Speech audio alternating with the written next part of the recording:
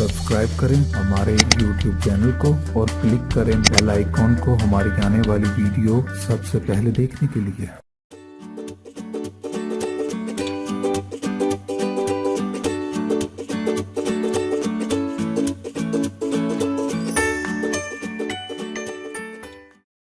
अस्सलाम वालेकुम नाज़रीन, मैं आपको अपने चैनल में खुशामदीद कहती हूँ। आज मैं एक नई रेसिपी के साथ हाजिर हूँ।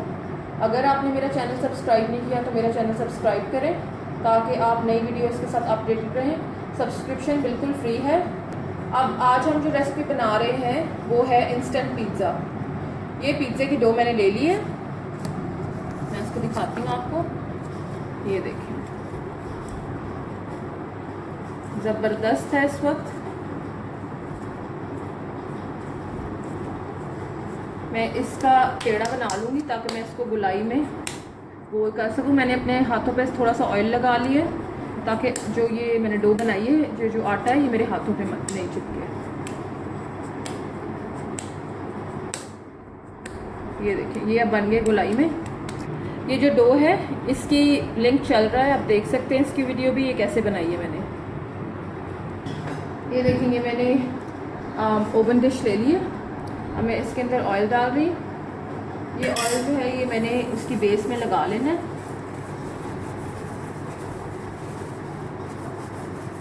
ये देखिए, अब इसके ऊपर मैं अपना जो इंस्टेंट पिज़्ज़े की डो है वो फैला लूँगी। ये देखिए, ये मैंने रख ली। अब मैं इसको फैला रही हूँ।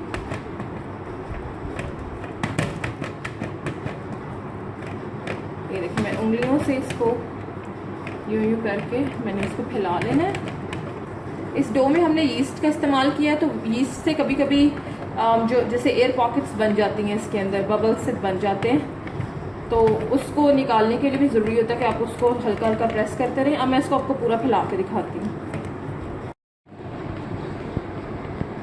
ये देखिए, मैंने फैला लिया इसको, और ये साइडों से मैंने इसको हल्का हल्का ऊंचा किया है क्योंकि जब हम इसको ग्रिल में बेक कर रहे होंगे तो फिर ये जो चीज़ है ये नीचे को मेल्ट नहीं होगी, फिर इसके ऊपर स्टे कर जाएगी। तो मैं हल्का सा इसको जैसे ये शेप दे रही हूँ। ये मैंने पिज़्ज़ा सॉस डाली है थोड़ी सी, और मैं इसको फैला लूँगी। अब मेरे बच्चे ज़्यादा पिज़्ज़ा सॉस लाइक नहीं करते, इसलिए मैंने कम इस्तेमाल किया है। ये देखिए, ये मैंने थोड़ी सी कुटी हुई मिर्च भी डाली है इसके अंदर। पिज़्ज़ा सॉस के ऊपर मैंने हल्की सी वो भी डाल दी है। अब मेरे पास घर में कुछ चिकन पड़ा था, वो मैं इस्तेमाल करूंगी।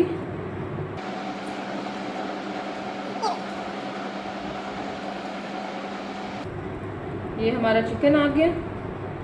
ये मैंने प्याज और शिमला मिर्च ले लिए। अब मैंने छोटे छोटे क्यूब्स बना लिए, ये मैं डाल लूँगी। आप टमाटर भी डाल सकते हैं, मेरे बच्चे पसंद नहीं करते इसलिए मैं टमाटर का इस्तेमाल नहीं कर रही। ये हमने डाल लिया।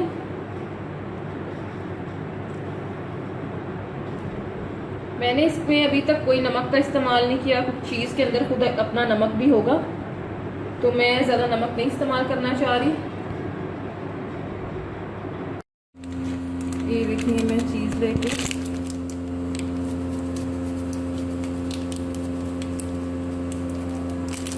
ये ऊपर मैं इसके ऊपर श्रेड कर दूंगी।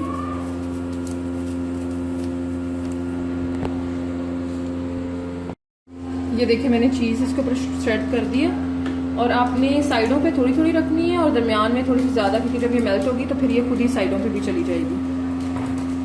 अब हम इसको ग्रिल पे रखने लगे हैं बेक करने के लिए।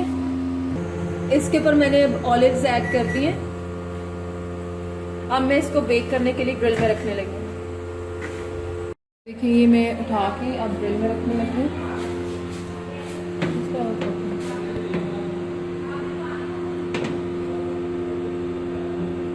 मैंने रख दिया। मैंने इसको 250 पे रखा हुआ है, ये देखिए यहाँ पे, और मैंने इसको इस ऑप्शन पर रखा है ताकि ऊपर और नीचे दोनों साइड से हीट आए।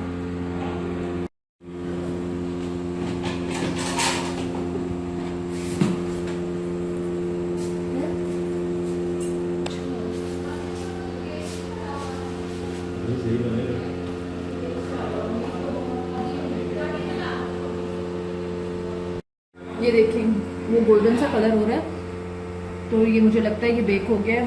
मुझे सिर्फ 15 से 20 मिनट लगे हैं और ये बेक हो गया है। और मैं इसको खोलती हूँ, देखती हूँ। ये देखिए सबसे पहले मैं आपको दिखाती हूँ, ये देखिए नीचे से बिल्कुल पक गया। और ये देखिए मैं इसको, अगर मुझे ऐसे लग रहा है कि ऊपर से भी बिल्कुल पका हुआ है, ये देखिए बिल्कुल पक गया। अब मैं इसको डिश आउट करती हूँ।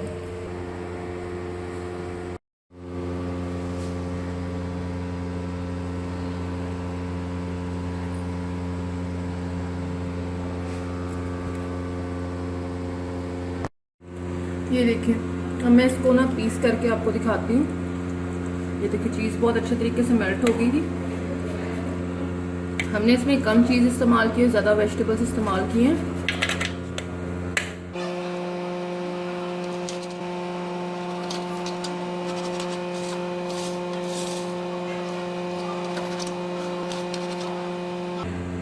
ये देखिए ये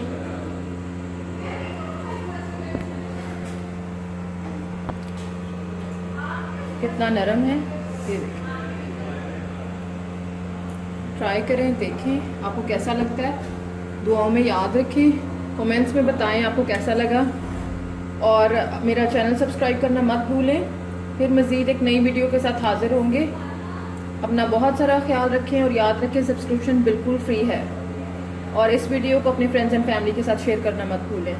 अल्लाह हाफिज़।